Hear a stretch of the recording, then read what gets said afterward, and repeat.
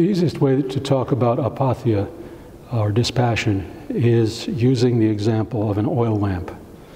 Perhaps you have a kerosene lantern at home, or you have oil lamps before your icons.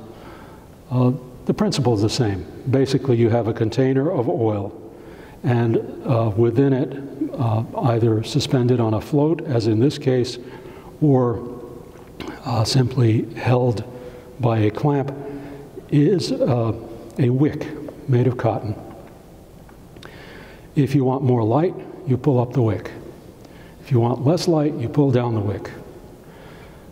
This is not giving a lot of light.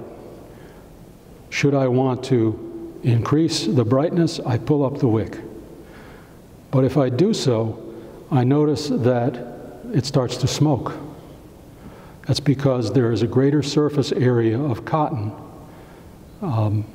inflamed, and the flame is hotter, and very quickly it consumes the wick and burns out. Well, I say to myself, I certainly don't want that. I'll pull it down as low as possible and just have this little light. I do that, and just standing here and talking over the wick would be enough of a breeze to put it out. Somewhere in between those two extremes, there's a golden mean in which you have a light that is constant, but not so strong as to be self-consuming. If one were to honestly look at the faces of the saints depicted on the walls, one could see that they are burning with that quiet light. It is not a passionate light. It is not an outrageously bright light, but it is constant and yet not self-consuming. This is what we're all called to be. We're all called to be living in that constant light, no matter what happens. You look at the people holding crosses. They are martyrs. Most of them died horrible deaths. And you look at their faces and you think, well, so what? Yes, they died. Yes, they suffered for a period of time.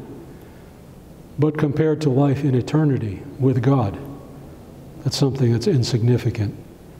And so their expression reflects that feeling. The example that I use when I give tours, imagine that I have a group of people around me and suddenly I say, oh, there's a show and tell, there's something I need to show you that's over at the other end of the church, and I go running through the crowd and stomp on the little toe of one of the people there and say, excuse me, as I go by. It hurts. I weigh 220 pounds.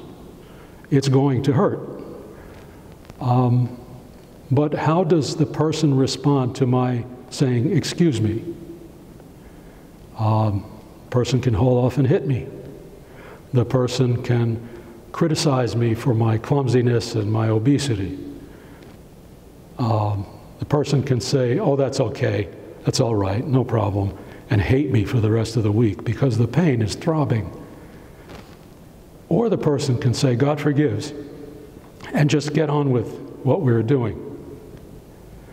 In each of those cases, there's been a meeting with a passion. In the last of the examples, the passion has been experienced, and we go on. So what? The level of the pain hasn't changed, but in the first three responses, the person has allowed the passion to take over. And this is another reminder to us in that expression of apathia, that we cannot avoid temptation. Temptation will come. We cannot avoid being exposed to the passions. That comes with the territory of living in a fallen world. But we need not allow the passion to rule us. We need to burn with a constant light, not a self-consuming light. Our day generally begins the liturgical sense, with the evening. The culmination of the Vesper service is the evening entrance, when we hear the hymn Svieti Tichi, or Phosilaros in Greek, gladsome light. It's a very quiet hymn and a very quiet light. We are seeing our world at the close of day, close of the secular day, when the glare of noon no longer interferes with our being able to see many, many details that would otherwise be obscured. And we can reflect on just what we have been given by God. In that quiet light, which is ilaros, which is happy, gladsome, we can thank Father, Son, and Holy Spirit for what we have been given. Use many words to express what is expressed in every single face that you see in this church.